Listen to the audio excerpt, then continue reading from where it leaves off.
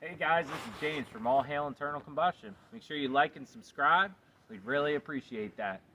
So today we're going to give you a little walk around on the original Floors at Home Improvement work vehicle. The second original Floors at Home Improvement work vehicle. Second. This is the second.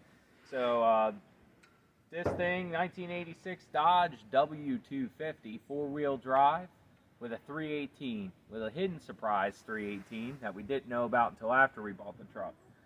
So this is the work truck. So we ran this for 2 years. 2 years every day. Never had any breakdowns other than the voltage regulator going out. It smelled like burning popcorn going down the road, but we learned to keep one of those in the glove box. So this truck's been super reliable. It's a 318. There's not much to it. I already had the fender swapped on the front, and the bed was already swapped when we bought it, but I did put the doors on it. As you can see, got some patinaed writing on there, and I don't think it'll be going anywhere. Truck number 15. You know, if you want to file a complaint, just do it with the city of York. Nothing to be desired inside. Got a tachometer, oil pressure, and water temperature gauge in it. Upgraded speakers. The bench was always in good shape, and it's actually really comfortable. The bench seat is. I put a CB radio in this thing.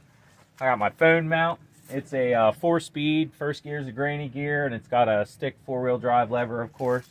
I upgraded. I got tired of the vacuum modulator not locking my front hubs.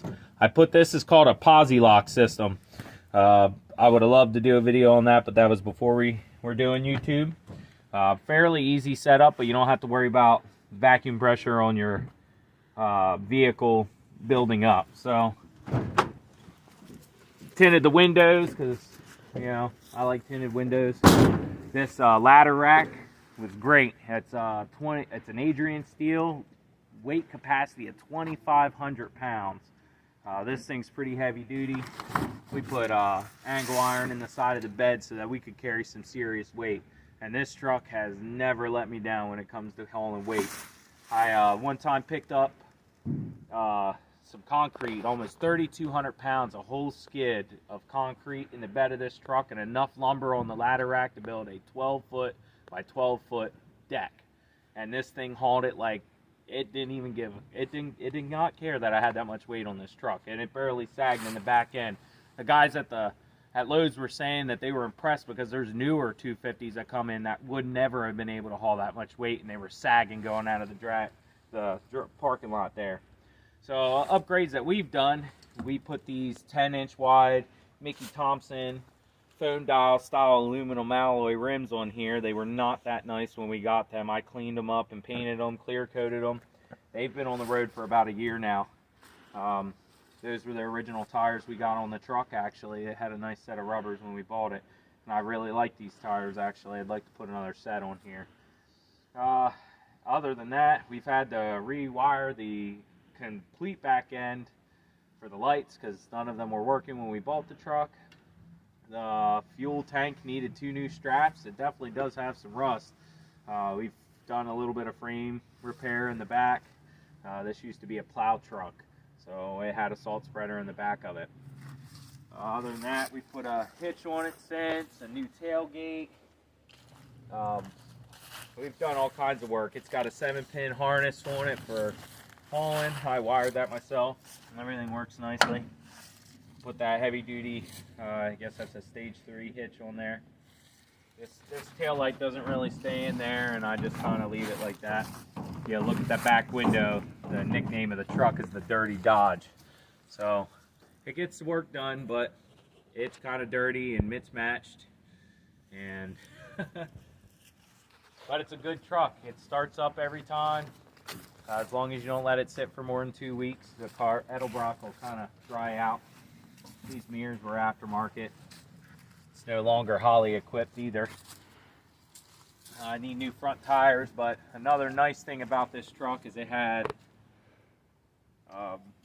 those steel rims on it originally, and each rim without a tire on it easily weighed 75 to 80 pounds a piece. And those rims that are on it now probably only weigh about 30 pounds. As well as all the steel rims were bent on this truck and very, very rusty. So the nice part of the truck was actually this, the front grille and clip and bumper were in really good shape. I drove over some parking cones, and because I'm kind of rambunctious like that, and I drive over stuff. But I got these, well, look at that. They were cheap, but they weren't too bad. Got replacements, the bezels for both sides. I think in the same week I broke both turn signals. But yeah, I got these LEDs. Actually, these came off of Amazon. I got them almost a year and a half ago for 65 bucks, and they're still going strong. I have no idea what brand it was. I could look on my Amazon, but that's what I plan on putting in the Ford, because they really light the road up. I mean, these old trucks, those lights, they suck for seeing ahead of you, especially if you live out in the woods or in the country. You don't have a lot of street lighting. So, a hidden surprise underneath of this is that someone did a motor swap a long time ago, and from what I could tell, they put a very clean, low mileage 1992 Roller 318. What's that, about an extra 60 horsepower, I think. So they had that in there. It had the original 2-barrel carburetor on it. Had a pretty stretched out timing chain on it, as well as they didn't have the eccentric kit put on the front of it for the mechanical fuel pump. So someone put a big, obnoxious racing electric fuel pump on it that was very, very loud. We got rid of all that. We did a timing kit on it. Now, as you might notice, the only thing painted is the fan and the timing cover. From now on, I don't paint anything that goes on this truck. That's why it's the Dirty Dodge. No parts get restored. Everything gets put on as is. Clean the gasket surfaces and roll with it.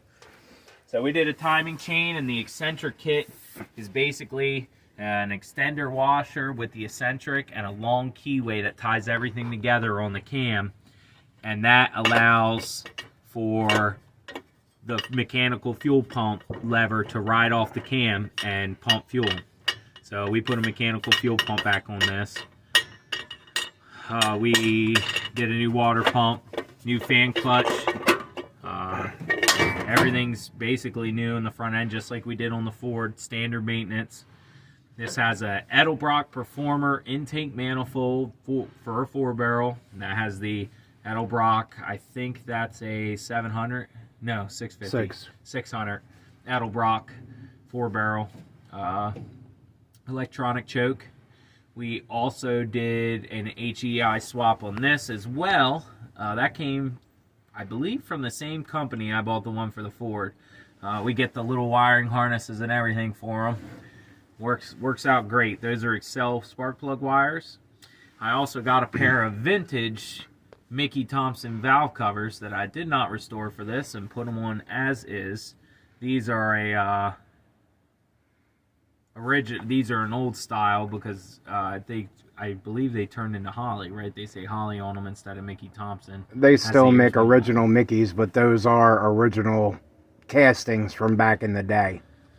Basically the same thing I have on my Pontiac, just for a different vehicle. So that little silver box back there in the center will destroy your battery if you don't pay attention to it. And they actually make a alternative that's a mechanical program. You can just turn the screw in the back and it brings it back into the resistance it's supposed to be.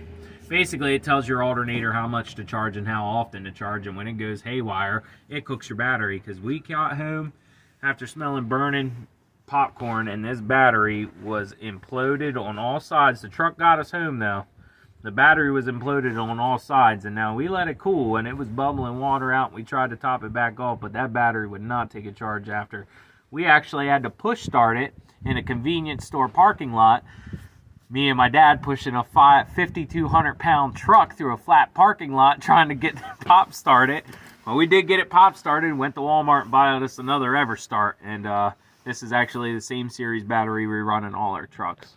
The Ford, the Dodge, the Pontiac, and my dad's truck as well. So I guess things to come on this is just maintenance, really. I need to put new tires on it, and it needs a lot of front-end suspension work.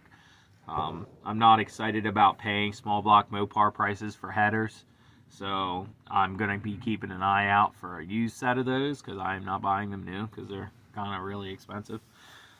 This is a work truck, so this is not a project that I'm looking to spend a lot of money on. Just enough to keep it maintained, and the suspension work to me is much more important.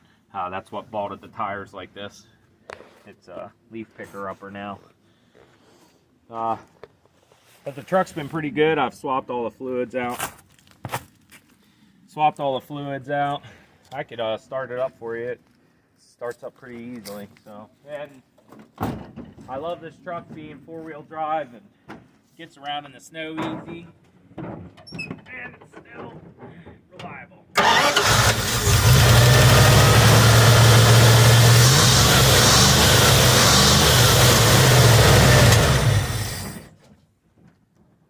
So, it's been James from All Hail Internal Combustion. Make sure you like and subscribe. Thanks for watching, and we'll see you next time.